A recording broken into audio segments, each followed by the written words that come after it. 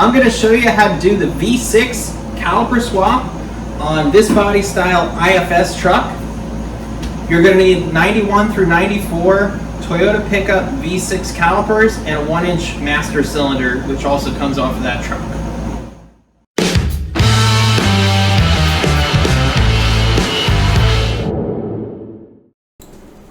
These are the 4-cylinder calipers. They're a little crusty. These are the brand new V6 calipers. See the bigger pistons in there. 4-cylinder has a small piston and a big piston. And we got 2 big ones on the V6 here. So better stopping. Here's a better look of the 4-cylinder ones without the pads in there. You got this little dinky one, and then you got a bigger one there. And then the pads are different size. Top is the 4-cylinder, bottom is the 6-cylinder, which is bigger. So you can see the bigger pistons here. And the one mod you need to do is you need to cut the dust shield. Other than that, the calipers bolt right in. I learned the hard way. My factory 13/16 master cylinder will not work. I bought a 1-inch bore, which is the same that came off of the truck that had these brakes. You might be able to get away with a 7/8 bore, but you definitely can't get away with the 13/16. The pedal is very, very spongy and it goes to the floor at high speeds.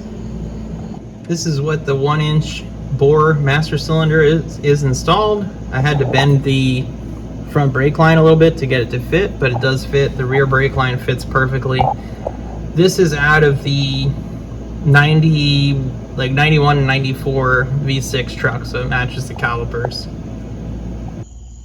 One thing I didn't do that I would recommend doing, and I'll probably do down the road here, is put the booster in from that 91 through 94 pickup, or I've heard the T100's got a dual diaphragm booster, so either one of those I think would be a good booster. The stock booster, the pedal feels a little hard. It feels kind of like a manual brake muscle car, if you ever drove one of those. It's a little bit stiffer, but it's still safe. So one thing I want to recommend you do, and I'll probably do here.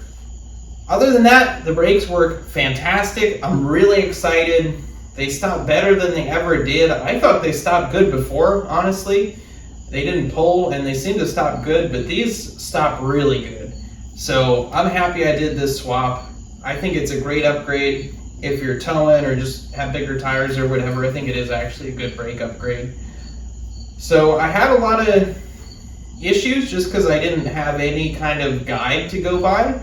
I just was kind of going off what people had said on forums and things like that. Somebody said the stock master cylinder would be perfectly fine. You can use that. That was totally wrong info.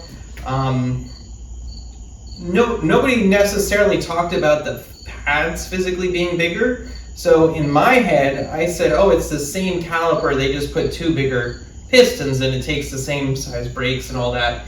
And that was wrong. So that was something else that caused me some drama.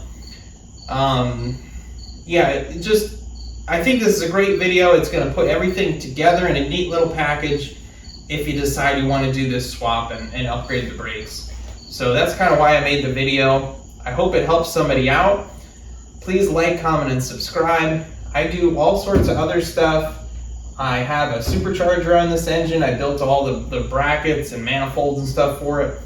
I got a Ford hood scoop. I got Focus SVT seats in this truck.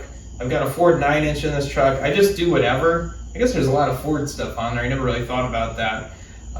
Not really a Ford fanboy or anything like that. Just ended up, I mean, this is cool. The seats are cool. 9 inches are cool. Nobody can argue that. So just ended up with that stuff. I like to do whatever on this thing. Just have a good time and maybe not do the same thing everybody else does. So if you like that kind of stuff, check out my channel. If you have anything to add on the brake swap, leave a comment down below so you can help somebody else out. Maybe I missed something, might actually help me out. So leave a comment below and I'll see you guys next time.